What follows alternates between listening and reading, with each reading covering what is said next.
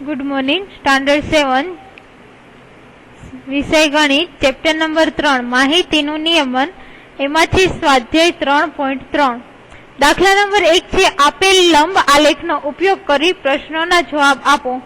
તમને ટેક્સ્ટબુકમાં આલેખ આપેલો છે સાઈડમાં। ક્યુ પાલતુ પ્રાણી સૌથી વધુ લોકપ્રિય છે અને બીજો પ્રશ્ન છે કેટલા વિદ્યાર્થીઓનું પાલતુ પ્રાણી કૂતરો છે। તો તમને નીચે જ આલેખ આપેલો છે।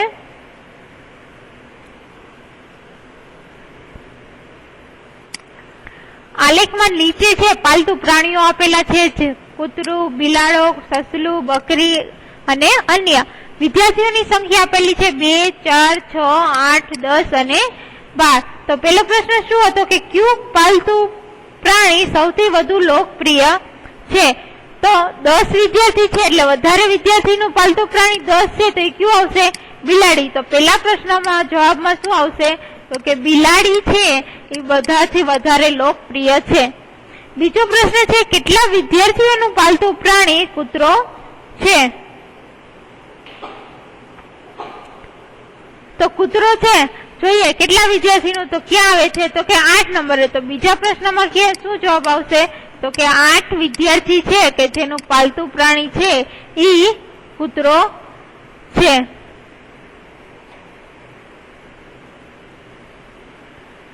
એટલે આવશે 8 વિદ્યાર્થીનું। હવે તમને જે આ આલેખ દેખાય છે આ આલેખ તમારે જે અર્જિતની ગણિતની પોથી લેવડાવેલી છે એમાં પેજ નંબર 18-19 માં દાખલો છે। તો 19 નંબરના પેજ ઉપર તમારે આ ગ્રાફ દોરવાનો છે। અહીંયા લખી દઉં છું 19 નંબરના પેજ નંબર ઉપર તમારે આ ગ્રાફ છે એ દોરવાનો રહેશે।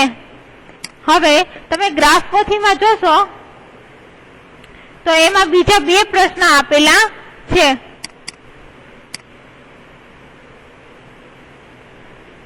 એમાં બીજું એક એવું છે કે ક્યુ પાલતુ પ્રાણી સૌથી ઓછું લોકપ્રિય છે।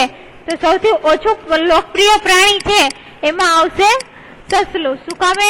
કારણ કે તમે ગ્રાફમાં જોશો તો સસલું છે એ સૌથી ઓછા વિદ્યાર્થીનો પસંદ છે। અને એના પછીનો એક ક્વેશ્ચન છે કે વાય અક્ષ પર પ્રમાણ માપ કેટલું લેશો। તો વાય અક્ષ છે એની ઉપર પ્રમાણ માપ કેટલું લેશું? તો કે 1 એકમ લંબાઈ બરાબર 2 વિદ્યાર્થી થશે। ખાસ ધ્યાન રાખજો આ બંને પ્રશ્નો છે એ અર્જિતની ગ્રાફ પોથીના છે। જે સસલું વાળું છે એ ગ્રાફ પોથીનો બી ક્વેશ્ચન છે અને આ વાય અક્ષ વાળો છે એ ડી ક્વેશ્ચન છે। આ ટેક્સ્ટ બુક ના નથી, ગ્રાફ પોથી છે અર્જિતની ગણિત પોથી છે એના ક્વેશ્ચન છે। એના પછી જોઈએ બીજો દાખલો। આપેલ લંબ આલેખનો અભ્યાસ કરો કે જે પુસ્તક ભંડારમાં સતત 5 વર્ષ દરમિયાન વેચાયેલા પુસ્તકની સંખ્યા દર્શાવે છે। નીચેના પ્રશ્નોના જવાબ આપો। એમાં પેલું છે 1989, 1919 ને 1992 ના દરેક વર્ષમાં કેટલા પુસ્તકનું વેચાણ થયું હશે। બીજો ક્વેશ્ચન છે કયા વર્ષમાં 475 પુસ્તકો વેચવામાં આવ્યા અને કયા વર્ષમાં 225 પુસ્તકો વેચવામાં આવ્યા। ત્રીજો પ્રશ્ન છે કયા વર્ષમાં 250 કરતા વધારે પુસ્તકો વેચવામાં આવ્યા અને એના પછીનો પ્રશ્ન છે 1989 માં વેચાયેલા પુસ્તકોની સંખ્યાનો અંદાજ કેવી રીતે કાઢી શકાય તે સમજાવી શકશો। આ સ્વાધ્યાય 3.3 આખું તમારે અર્જિતની પોથીમાં ઉતારવાનું છે। ગણિતની જે આ ગ્રાફ પોથી છે એમાં બુકમાં લખવાનું નથી। તો ગ્રાફ જોઈએ હવે આપને।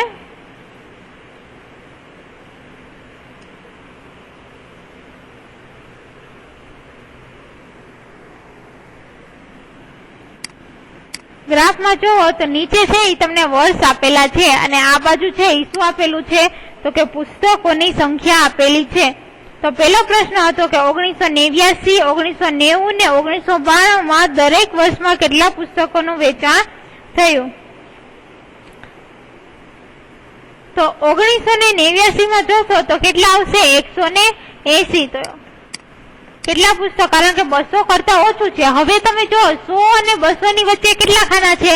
તો કે 5 ખાના છે એટલે 1 ખાના બરાબર આપણે 2 એકમ લેવું પડશે, એટલે 100 પછી 110 ની બદલે તમારે 120 લેવાના, પછી 140, 120, 140, 160 અને આયા સુધી છે એટલે કેટલા પુસ્તકોનું વેચાણ આવશે? તો કે 180. પછી 1990 માં કેટલા પુસ્તકોનું વેચાણ આવશે? તો એમાં કેટલા આવશે? 475.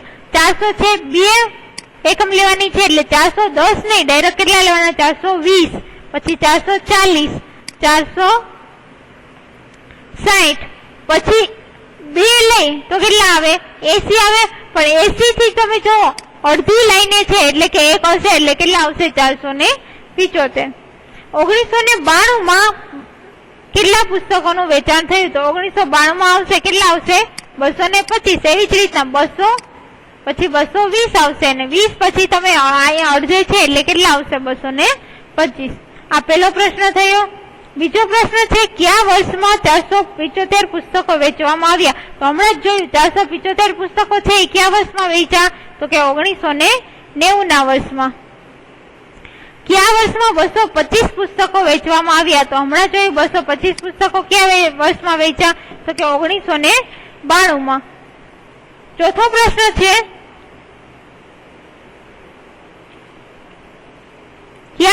ત્રીજો પ્રશ્ન કયા વર્ષમાં 250 કરતા ઓછા પુસ્તકો વેચવામાં આવ્યા? તો 250 કરતા ઓછા પુસ્તકો છે એ 1992 માં 225 છે, 250 કરતા ઓછા થશે એટલે કયા વર્ષમાં આવશે? 1992 માં. અને એના પછીનો ક્વેશ્ચન છે 1989 માં વેચાયેલા પુસ્તકોની સંખ્યાનો અંદાજ કાઢવાનો છે. તો 1989 પહેલા જોઈએ તો એમાં આપણે પહેલા જ જોયું કેટલા પુસ્તકો વેચવામાં આવ્યા છે? 180. તો બધા પ્રશ્નોનો જવાબ હું તમને લખી દઉં છું.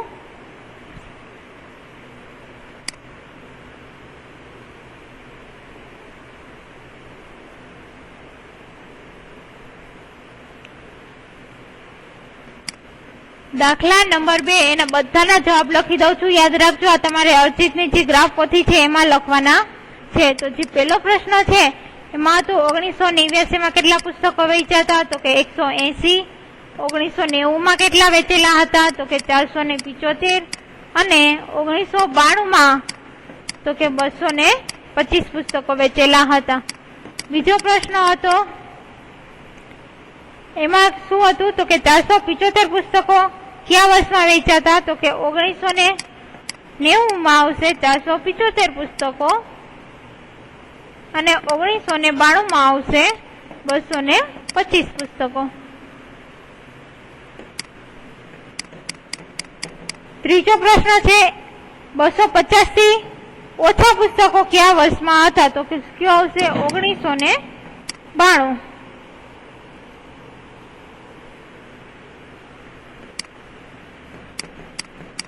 ચોથો પ્રશ્ન છે કે 1989 માં વેચાયેલા પુસ્તકોની સંખ્યા. તો 1989 માં આપણે પેલા જ જોયું તો શું આવશે? 180. તો બીજા પ્રશ્નના 4 પ્રશ્નના જવાબ તમને અહીંયા મેં લખીને આપેલા છે. આ જવાબ તમારે અર્ચિતની પોથીમાં લખવાના છે અને એના પેજ નંબર હું અહીંયા ઉપર લખી દઉં છું.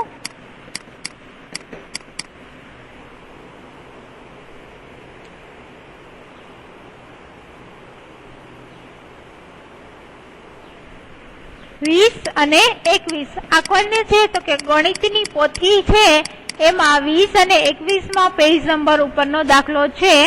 એમાં તમારે આલેખ આ દાખલામાં દોરવાનો રહેશે નહીં, કારણ કે તમને ગ્રાફ પોથીમાં પહેલેથી જ આલેખ આપેલો છે. દાખલા નંબર 3 જોઈએ. જુદા જુદા 6 ધોરણના વિદ્યાર્થીઓની સંખ્યા નીચે દર્શાવેલી છે. ધોરણ છે 5, 6, 7, 8, 9 વિદ્યાર્થીની સંખ્યા આપેલી છે.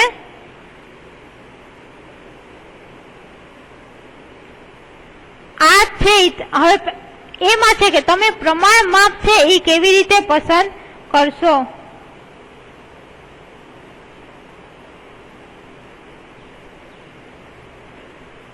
પહેલા તો આપણે આનો છે એ લંબ આલેખ દોરવાનો રહેશે. તો પહેલા પ્રશ્નમાં આવશે તમે પ્રમાણ માપ કેવી રીતના પસંદ કરશો. તો એમાં આવશે 1 એકમ લંબાઈ. આનો જવાબ લખું છું 1 એકમ લંબાઈ બરાબર આપણે લક્ષી 10 વિદ્યાર્થી. 1 એકમ લંબાઈ બરાબર કેટલા લઈએ છીએ? 10 વિદ્યાર્થી. હમણાં આનો આલેખ હમણાં બતાવું છું. બીજો છે પ્રશ્ન કે કયા ધોરણમાં સૌથી વધુ વિદ્યાર્થીઓ છે અને સૌથી ઓછા? તો તમને નીચે વિદ્યાર્થીની સંખ્યા આપેલી છે, તો 135 છે. બધાય વધારે વિદ્યાર્થીઓ છે, તો એ ધોરણ કયું છે? 5મું. તો સૌથી વધુ વિદ્યાર્થી છે એ કયા ધોરણમાં આવશે? તો કે 5મા ધોરણમાં. અને સૌથી વધુ 5મામાં છે અને સૌથી ઓછા વિદ્યાર્થી, તો જો હજી ઓછા વિદ્યાર્થી ક્યાં ક્યાં છે? તો કે 80 છે. તો એ ધોરણ કયું છે? 10મું. તો સૌથી ઓછા વિદ્યાર્થી કેમ આવશે? 10મા ધોરણ. પછી કે છે 6 અને 8 ના વિદ્યાર્થીઓની સંખ્યાનો ગુણોત્તર. છઠ્ઠા ધોરણમાં કેટલા છે? તો કે 120. 8મા ધોરણમાં કેટલા છે? તો કે 100. એટલે કે 120 ના છેદમાં 100. આના છેદ ઉડાડીએ એટલે આવશે 0 0 પેલા 4 જશે. અહીંયા આવશે 6 દુ 12 અને 5 દુ 10 એટલે કે આવશે છેદમાં 5. તો આનો ગુણોત્તર કેવી રીતમાં લખાય? તો કે 6:5. આ બીજો પ્રશ્ન છે.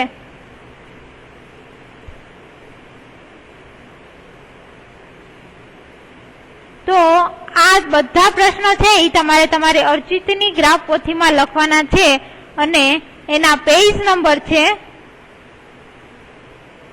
22 અને 23. 22 અને 23 છે એ એની ગણિતની પોથીના પેજ નંબર છે.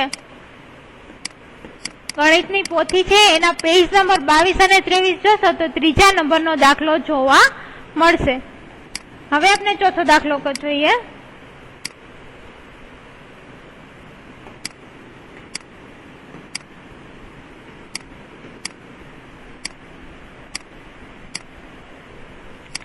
આ ત્રીજો દાખલો છે એનો ગ્રાફ છે.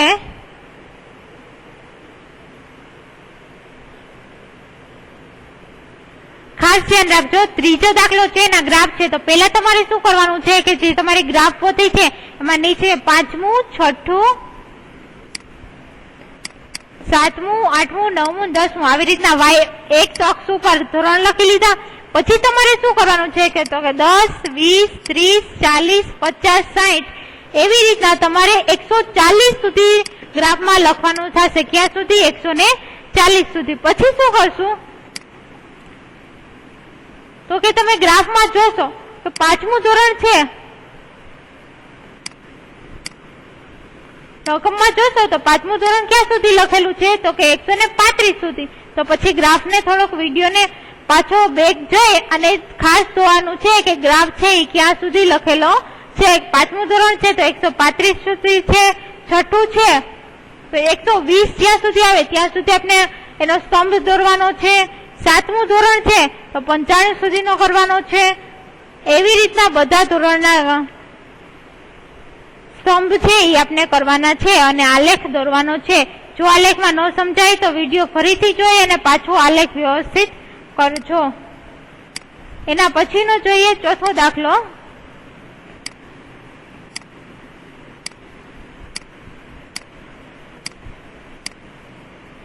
દાખલા નંબર 4 છે. વિદ્યાર્થીના પ્રથમ સત્ર અને બીજા સત્રના પરિણામ આપેલા છે. યોગ્ય પ્રમાણ માપ લઈ દ્વિલંબ આલેખ દોરો અને નીચેના પ્રશ્નના જવાબ લખો. તમને પ્રથમ સત્રના માર્ક આપેલા છે અને બીજા સત્રના માર્ક આપેલા છે.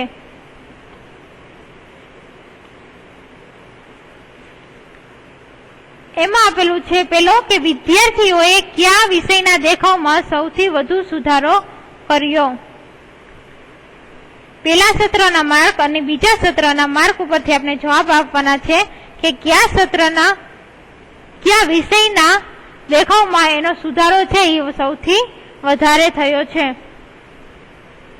બીજો પ્રશ્ન છે કયા વિષયમાં સૌથી સુધારો છે ઓછો છે. અને ત્રીજો છે કે શું કોઈ વિષયમાં દેખાવ છે એ નીચો ગયો છે. તો આ ત્રણેય પ્રશ્નોના જવાબ જોઈએ.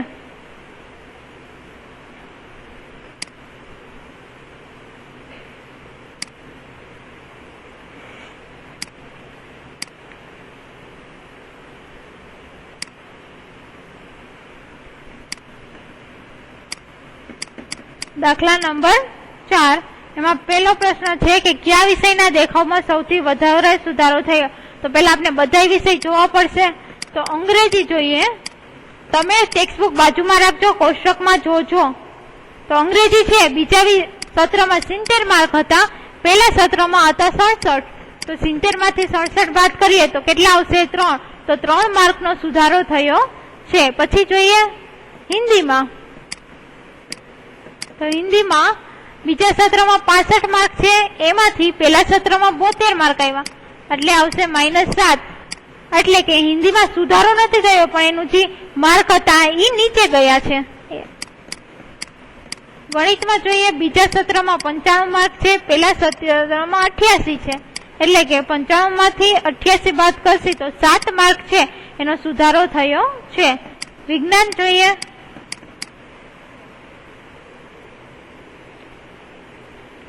તો વિજ્ઞાનમાં છે એ પહેલા બીજા સત્રમાં 85 છે, પહેલા સત્રમાં 81 છે, એટલે 4 માર્કનો સુધારો થયો છે. અને સામાજિક વિજ્ઞાન જોઈએ તો કે સમાજમાં બીજામાં 75 છે, પહેલામાં 73 છે, એટલે કે 2 માર્કનો સુધારો થયો છે. તો જો હજી સૌથી વધારે ક્યાંમાં સુધારો થયો છે? તો કે ગણિતમાં. તો પહેલાના જવાબમાં શું આવશે? કયો વિષય આવશે? તો કે ગણિત. બીજું જોયું કે કયા વિષયમાં સુધારો સૌથી ઓછો છે? તો જો આ -7 છે ને એ સુધારો ન કહેવાય, એનું જે માર્ક છે એ ડાઉન છે, એટલે સુધારો નહીં કહેવાય. સુધારો કોને કહેવાશે? પ્લસમાં હશે, +3, +7, +4 ને +2. તો 3, 7, 4 માંથી સૌથી વધારે 7 માર્ક છે, એટલે ગણિતમાં આવશે. હવે બીજા પ્રશ્નમાં કીધું છે સૌથી ઓછા કોને છે? તો 2 છે એ સૌથી ઓછા કહેવાય, એટલે કે સમાજ. તો સૌથી ઓછો સુધારો શેમાં થયો છે? સમાજ. અને ત્રીજું છે કે શું કોઈ વિષયમાં દેખાવ નીચે ગયો છે, એટલે કે પહેલા સત્રમાં વધારે માર્ક હોય અને બીજા સત્રમાં ઓછા માર્ક હોય, એવું થયું છે? તો કે હા. કોનું? તો કે હિન્દીમાં. તો ત્રીજામાં જવાબ આવશે હિન્દી. ફરીથી રિપીટ કરું છું, પહેલામાં જવાબ આવશે ગણિત, બીજામાં જવાબ આવશે સમાજ, ત્રીજામાં જવાબ આવશે હિન્દી. હવે આ દાખલો છે એ તમારી ગણિતની પોથી છે એના પેજ નંબર 24 અને 25 ઉપર આપેલો છે. એ ગણિતની પોથીમાં જ તમારે આ દાખલો લખવાનો છે, બુકમાં લખવાનો નથી. આ દાખલાનો આપણે ગ્રાફ જોઈએ. હવે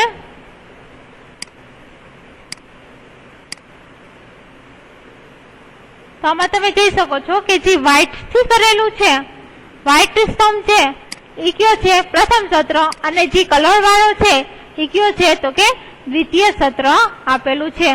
આના ફોટા છે એ હું તમને મૂકી દઈશ. તો પહેલા તમારે શું કરવાનું? નીચે બધા વિષય લખી લેવાના છે, અંગ્રેજી, હિન્દી, ગણિત, વિજ્ઞાન ને સમાજ. અને પછી તમારે ગ્રાફ લખવાનો છે, એના માર્ક લખવાના છે 10, 20, 30, 40, 50, 60, 70, 80, 90 અને 100 સુધી માર્ક લખવાના છે. એના પછીનો દાખલો જોઈએ, 5મો. એક વસાહતનો સર્વે કરતા નીચેના પ્રમાણેની માહિતી એકઠી થઈ છે. તમને પેલા રમત ગમત આપેલી છે, એમાં જોનાર કેટલા છે, રમત છે એ કેટલા લોકો જોવે છે એ આપેલું છે, અને એ રમતમાં કેટલા એ ભાગ લીધો છે એ આપેલું છે. પેલો પ્રશ્ન જોઈએ, યોગ્ય પ્રમાણ માપ લઈ દ્વિલંબ આલેખ દોરો. અને લંબ આલેખ પરથી તમે શું અનુમાન કરશો? એ આપણે હમણાં આલેખ દોરીએ નીચે. બીજો પ્રશ્ન છે, કઈ રમત સૌથી વધુ લોકપ્રિય છે?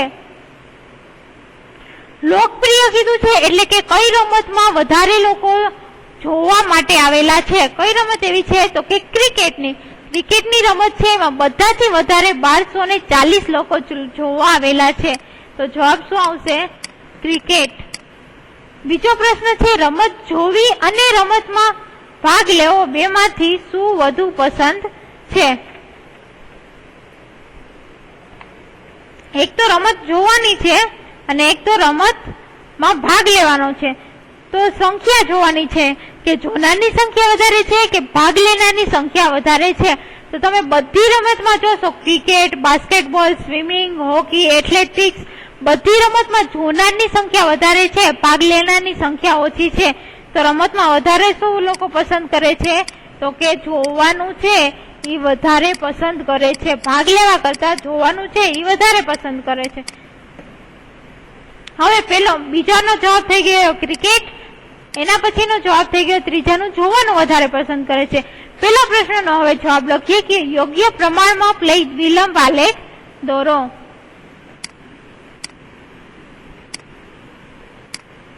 તો તમને નીચે આલેખ આપેલો છે, એમાં તમારે પેલા નીચે શું કરવાનું છે? તો કે ક્રિકેટ, બાસ્કેટબોલ, સ્વિમિંગ, હોકી ને એથ્લેટિક્સ બધી રમત લખવાની છે. નીચેમાં જોનાર અને ભાગ લેનારની સંખ્યા 100, 200, 300, 400, 500, 600, 700, 800, 900, 1000, 1100 અને 1200 ને 1300 સુધી લખવાની છે. હવે તમે જોશો કે બાસ્કેટબોલ, સ્વિમિંગ, હોકી અને એથ્લેટિક્સ એ ચારેયની સંખ્યા ઓછી છે, એટલે એનો ગ્રાફ તમને દેખાઈ જશે અને સહેલાઈથી દોરાઈ જશે. ક્રિકેટ છે તો ક્રિકેટનો ગ્રાફ છે એ થોડોક મોટો છે, તો એ ક્યાં સુધી લેવો પડશે? 1200 ઉપર 2 ખાના છે ત્યાં સુધી લેવો પડશે.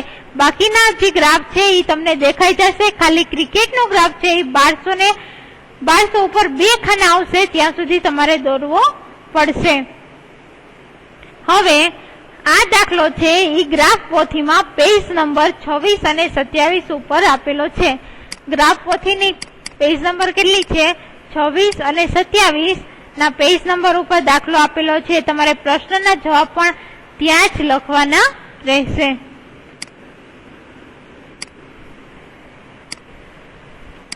એના પછીનો દાખલો જોઈએ. આ પ્રકરણની શરૂઆતમાં એટલે કે પાઠ્યપુસ્તકમાં કોષ્ટક તમને 3.1 આપેલું છે. જુદા જુદા શહેરોમાં આપવામાં આવેલ મહત્તમ અને લઘુત્તમ તાપમાનની માહિતી લો. આ માહિતીનો ઉપયોગ કરી દ્વિલંબ આલેખ દોરો. ફરીથી તમારે આલેખ દોરવાનો છે. માત્ર બીજા દાખલા સિવાય બધા દાખલામાં આલેખ દોરવાનો રહેશે. બીજા દાખલામાં ગ્રાફ પોથીમાં તમને આલેખ આપેલો છે. આગળ જોઈએ. આ માહિતીનો ઉપયોગ કરી આલેખ દોરો અને નીચેના પ્રશ્નોના જવાબ આપો. આપેલી તારીખે કયા શહેરના તાપમાનમાં સૌથી વધુ તફાવત છે? પહેલો પ્રશ્ન એ છે કે સૌથી વધુ તફાવત કેમાં છે? બીજું છે કયું શહેર સૌથી વધુ ગરમ અને ઠંડુ છે? ત્રીજું છે એવા શહેરોના નામ આપો કે એકનું મહત્તમ તાપમાન બીજુંના લઘુત્તમ તાપમાનથી ઓછું હોય, અને એવા શહેરનું નામ આપો કે જેનો તાપમાનનો તફાવત સૌથી ઓછો હોય. તમને નીચે બધાના મહત્તમ અને લઘુત્તમ તાપમાનો આપેલા છે. બધા શહેરના આપેલા છે: અમદાવાદ, અમૃતસર, બેંગ્લોર, ચેન્નઈ, દિલ્હી, જયપુર, જમ્મુ અને મુંબઈ. તો પેલા એનો ગ્રાફ જોઈએ. તો ગ્રાફમાં પેલા તમારે નીચે બધા શહેરોના નામ લખવાના છે. આમાં 2 સ્તંભ છે, તો આ છે વ્હાઈટ કલરનું મહત્તમ છે અને જે કલર વાળું છે એ લઘુત્તમ એટલે કે નાનું તાપમાન બતાવે છે. પછી 10, 20, 30, 40, 50, 60 અને 60 સુધી લેશો તો પણ તમારે ચાલશે. આવી રીતના તમારે તમારી જે ગ્રાફ પોથી છે એમાં ગ્રાફ ડ્રો કરવાનો રહેશે.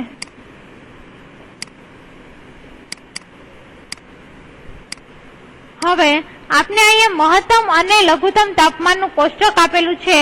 આ કોષ્ટક તમે ન ડ્રો કરો તો પણ ચાલશે.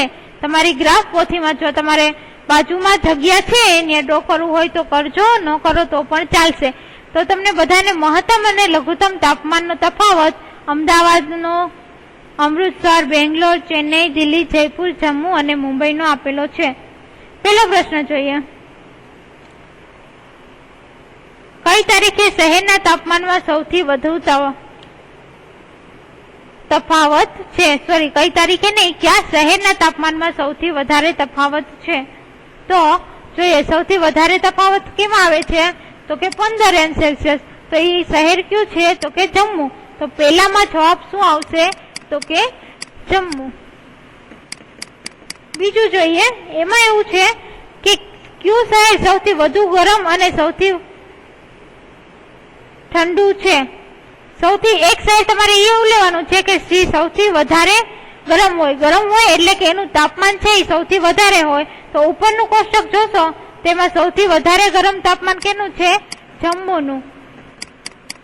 41 અંશ છે અને સૌથી વધુ ઠંડુ એટલે કે સૌથી ઓછું તાપમાન હોય એવું તો એ કયું છે? બેંગલુરુ. એનું તાપમાન છે 21 અંશ સેલ્સિયસ. આ સૌથી વધુ ઠંડુ છે અને આ સૌથી વધુ ગરમ છે. એના પછીનો પ્રશ્ન જોઈએ. એવા બે શહેરોના નામ આપવાના છે કે એકનું મહત્તમ તાપમાન છે એ બીજાના લઘુત્તમ તાપમાનથી ઓછું હોય, એટલે કે વધારેમાં વધારે તાપમાન છે એ ઓછામાં ઓછા તાપમાન કરતા ઓછું હોય. તો આ બે શહેરોના નામ આપવાના છે. તો એક આવશે બેંગલુરુ, કારણ કે બેંગલુરુનું મહત્તમ તાપમાન છે ઈ તમને આપેલું છે 28 અંશ સેલ્સિયસ અને અમદાવાદનું ઓછું તાપમાન છે એ 29 અંશ સેલ્સિયસ છે. એટલે અમદાવાદના 29 કરતા બેંગલુરુનું તાપમાન ઓછું છે. એટલે કે જવાબમાં આવશે બેંગલુરુનું મહત્તમ તાપમાન છે એ અમદાવાદના લઘુત્તમ તાપમાન કરતા ઓછું છે. એક શહેર થયું, આપણે બે શહેરના નામ આપવાના છે. બીજું શહેર છે એ આવશે બેંગલુરુ જ આવશે, પણ એ કોના તાપમાન કરતા ઓછું છે? તો કે બેંગલુરુ છે એનું મહત્તમ તાપમાન પણ જયપુરના લઘુત્તમ તાપમાન કરતા ઓછું છે. ચોથો પ્રશ્ન છે એવા શહેરનું નામ આપો કે જેનો તાપમાનનો તફાવત સૌથી ઓછો હોય, એટલે કે લઘુત્તમ તાપમાન અને મહત્તમ તાપમાનમાં ઝાઝો તફાવત ન હોય એવું શહેર કયું છે?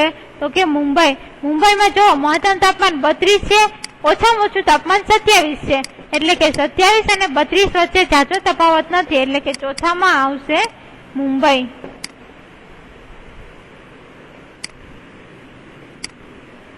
અહીંયા સુધી તમારું સ્વાધ્યાય 3.3 છે એ પૂર્ણ થાય છે.